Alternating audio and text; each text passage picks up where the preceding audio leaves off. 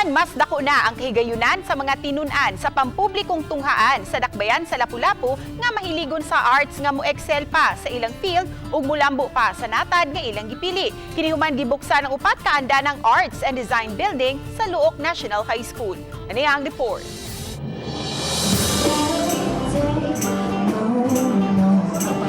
Gikan sa performing arts, ngadto sa art production, siguradong mabait gayud ang nagkadayang talento sa mga tinun-an ning pagbukas na sa Arts and Design Building sa Luok National High School. Gawas sa hamugaway nga mga classrooms, hitsas usab kini sa duha ka dagkong dance studio. Usa alang sa junior high ug usa sa senior high. May duha usab kini ka mga music studio.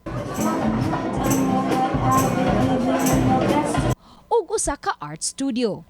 Kini ang ilahang Visual and Media Arts Room. Sa akong luyo, inyong makita mao ang ilahang digital painting, di ang ilahang gikuan og digital portrait mao ang mga superintendents ubos sa DepEd Region 7. Samtang dinhing dapita usab, may gipahigayon nga live painting uban ang mga tinun-an sa Luok National High School.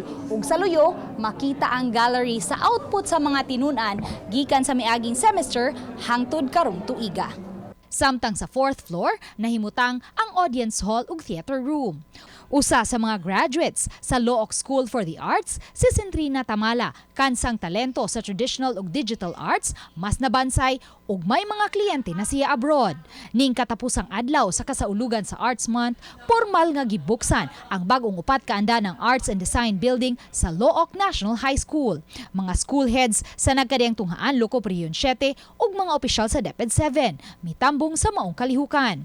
Ang Luok National High School lang ang adunay kaugalingong Arts and Design Building sa mga pampublikong tunghaan Locop Region 7.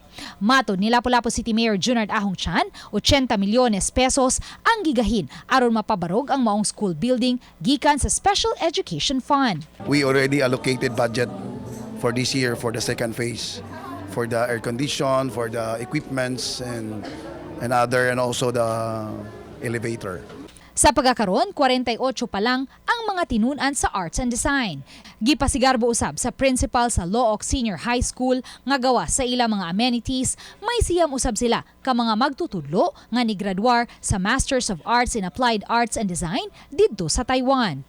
We are inviting all the rest of the art enthusiasts to be here because we have the facility and we have the best teachers in this institution. Uban ni Marlon Melgazo, Lou and Merondina, Balitang Bisdak.